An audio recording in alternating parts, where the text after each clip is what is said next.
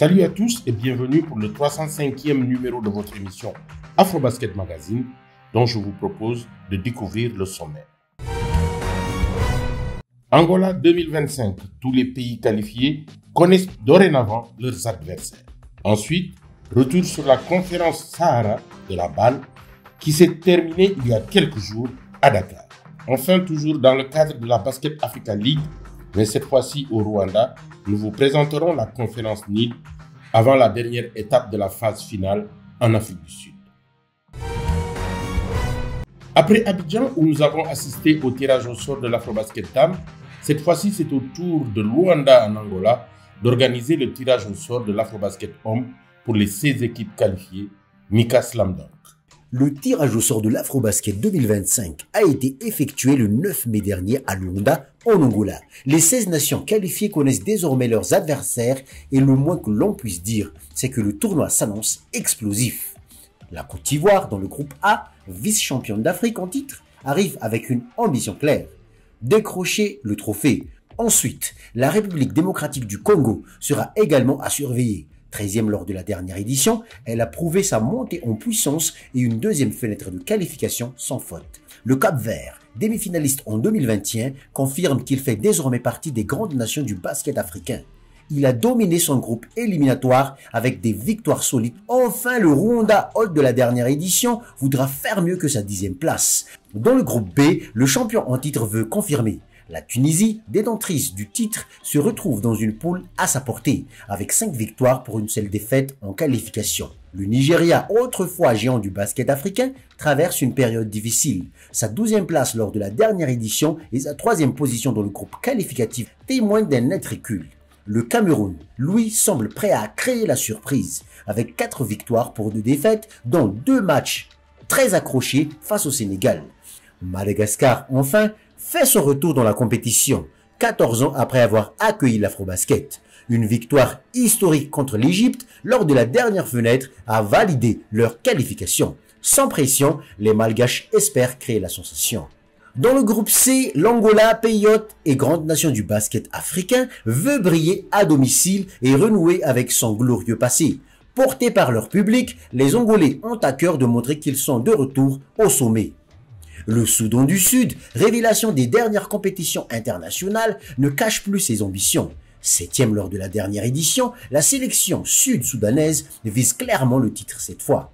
La Guinée, bien que tombée dans un groupe redoutable, avec l'Angola et la Tunisie en qualification, a montré qu'elle pouvait tenir tête aux plus grands. Quant à la Libye, absente en 2021, elle revient en force. Première de son groupe éliminatoire devant le Cap-Vert. Dans le groupe D, le Sénégal, 3e en 2021, vise clairement le titre. Les Lions arrivent en Angola, invaincus avec 6 matchs de qualification parfaitement maîtrisés. Le Mali, en perte de vitesse ces dernières années, a connu une campagne qualificative mitigée avec seulement 3 victoires. L'Égypte, autre grande nation en difficulté, n'a pas non plus rassuré. Battu par Madagascar en qualification. Enfin, l'Ouganda, 6e en 2021, s'est qualifié de justesse. Malgré une équipe talentueuse, la confiance semble ébranlée. La conférence Sahara qui vient de prendre fin à Dakar au Sénégal a connu un vif succès populaire, mais aussi des rencontres qualificatives qui ont tenu en haleine les spectateurs. Malik Gao. Comme à son habitude, la Sahara Conference de la Basketball Africa League a été fidèle à sa renommée. En effet, à 2 journées de la fin, les 4 équipes qui la composaient étaient encore à égalité avec 2 victoires pour autant de défaites. Toutes choses qui ont concouru à une fin de conférence très échevelée. Mais c'est l'Union sportive monassirienne qui a réussi à tirer les marrons du feu. Avec 4 victoires et 2 défaites, le champion de Tunisie, grâce à son alchimie collective, la qualité de ses vétérans Radwan Slimane, Mokhtar Gayaza et Firas Layani, une grosse adresse extérieure et une défense très solide, les vainqueurs de l'édition 2022 ont montré qu'il fallait encore compter sur eux. La paire d'arrière, Patrick Hardy Jr., 17 points par match, et Osiris Eldridge, 22 points lors du match crucial contre l'ASC Ville de Dakar, a brillé dans les moments clés. À eux, on ajoutera Babacar Sané qui, en sortie de banc, apportait les points et l'énergie dont avait besoin son équipe. Le Petro de Luanda, qui commençait la défense de son titre par Dakar, a alterné le bon et le moins bon. Son bilan de 3 victoires pour 3 défaites est la preuve que le champion n'est plus aussi intouchable que par le passé. Des rotations douteuses du coaching staff, des joueurs en perte de vitesse comme Childe Dundao et Aboubakar Gakou ont laissé planer le doute sur la réelle capacité du Petro à devenir, dans quelques semaines à Pretoria, la première équipe africaine à remporter la BAL 2 fois d'affilée. Dans ce marasme technico-tactique, seuls l'Égyptien Patrick Gardner, l'Ivoirien Souleymane Diabaté et le local Glofate Bouyamba ont émergé. Gardner a été régulier au scoring, marquant une moyenne de 13,5 points par match à 46% de réussite au tir. Diabaté précieux dans la gestion des temps faibles et Bouyamba qui, en plus de ses progrès à 3 points, a fini meilleur intercepteur de la conférence avec 2 interceptions par match. Cependant, le Petro devra montrer un autre visage en Afrique du Sud pour les playoffs. Pour le Creole Star du Cap-Vert, le conte de fées se poursuit. Éliminé lors de la Road to BAL Division Ouest, puis repêché et qualifié après une wildcard dans la Division Est, voilà que les champions du Cap-Vert sont désormais en route pour les playoffs en tant que meilleur 3e, présentant un meilleur bilan 3 victoires 3 défaites que celui du 3e de la Kalahari Conference, le FUS de Rabat. Cette formation aime décidément les derbies. Non content d'avoir battu par 2 fois le voisin sénégalais, le Creole Star, bien amené par les frères Joël et Ivan Almeida, entouré de Joël Ntambwe et l'étonnant Louis Ouvo, 17 ans seulement, a battu les Angolais du Petro dans le derby lusophone qui les opposait. Le Creole Star sera donc à Pretoria et nul ne sait où va s'arrêter cette belle aventure. Éliminé sans gloire, l'association sportive de la ville de Dakar n'a jamais pu produire un jeu de qualité. Ce, malgré un effectif qui pouvait laisser présager le contraire. James Ater-Majok, Aruna Amadou, Will Perry, Divine Eke, Samba Dalifal, Maktar Gay, Baran Jai et Tierno Nyang, tous avec au moins une saison de BAL dans les jambes, n'ont pas pu faire rêver le public de la Dakar Arena. Aucune complémentarité entre joueurs, un management dépassé par les événements, aucune cohérence tactique dans les choix de jeu, la SCVD devra totalement revoir sa copie. Elle reste donc à quai. Al-Ittihad d'Alexandrie, Rivers Hoopers du Nigeria, US Monastir de Tunisie, Petro de Luanda d'Angola et Creole Star du Cap-Vert sont donc les 5 premiers qualifiés pour les playoffs. En attendant, dans quelques jours, le verdict de la Nile Conference qui commence le 17 mai au Rwanda. À l'issue de cette conférence du Sahara, la rédaction d'Afrobasket Magazine a choisi Ivan Almeida, le joueur de Creole Star, comme étant le MVP de la conférence. On dit souvent que l'expérience fait la différence. À la grande surprise de la conférence Sahara, une jeune équipe venue du Cap-Vert, le Creole Stars, fondé seulement la saison dernière, a réussi un authentique exploit, se qualifier pour la phase finale de la Basketball Africa League ou BAL. Et ce, en battant, excusez du peu, le champion au titre de la BAL, Petro de Luanda d'Angola, sur le score serré de 71 à 69 après prolongation.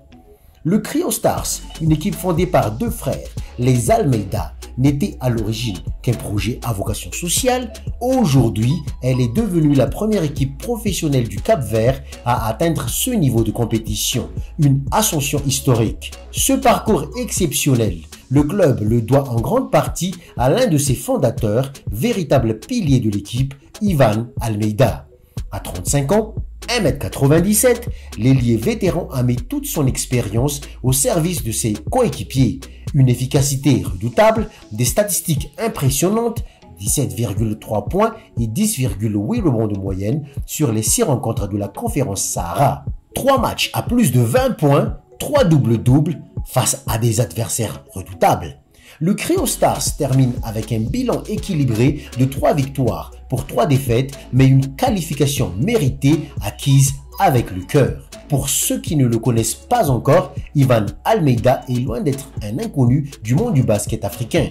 Il a porté les couleurs de plusieurs clubs français entre 2013 et 2017. Lille Métropole, la Chorale de Rouen, Cholet Basket, avant de s'envoler pour la Pologne où il a été élu MVP du championnat avec Anwil Loklawek.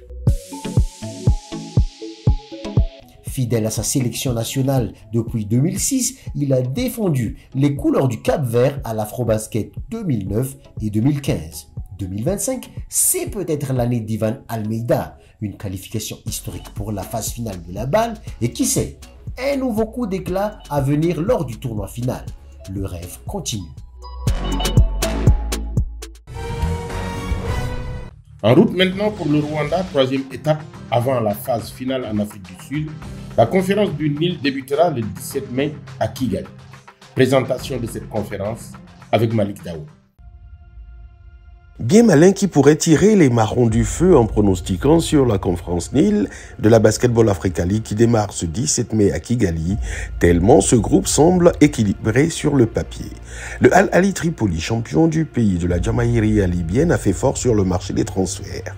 L'intérieur américano-ivoirien Deon Thompson, l'international sénégalais Jean-Jacques Boissy, qui avait disputé la Road to BAL avec les Burundais de Runani, Jalen Adams, l'ancien meneur américain des Sydney Kings d'Australie, le scoreur nigérien Caleb Agada qui a brillé lors de la récente fenêtre qualificative pour l'Afrobasket et l'international égyptien Hassem Maraï, ancien MVP du championnat turc, ont décidé de rallier Tripoli.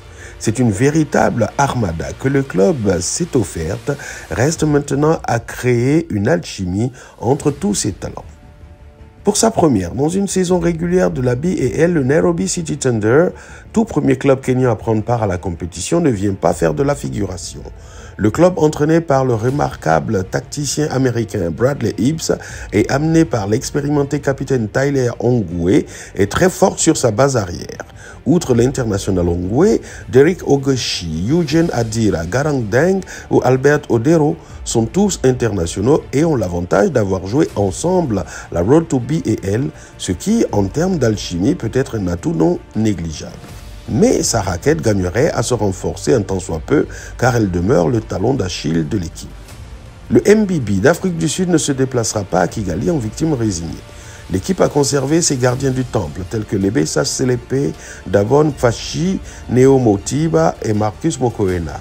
Nkotinati Simbanyoni et Peter Prinsloo, anciens joueurs des Cape Town Tigers qui ont déjà une expérience BAL, seront précieux.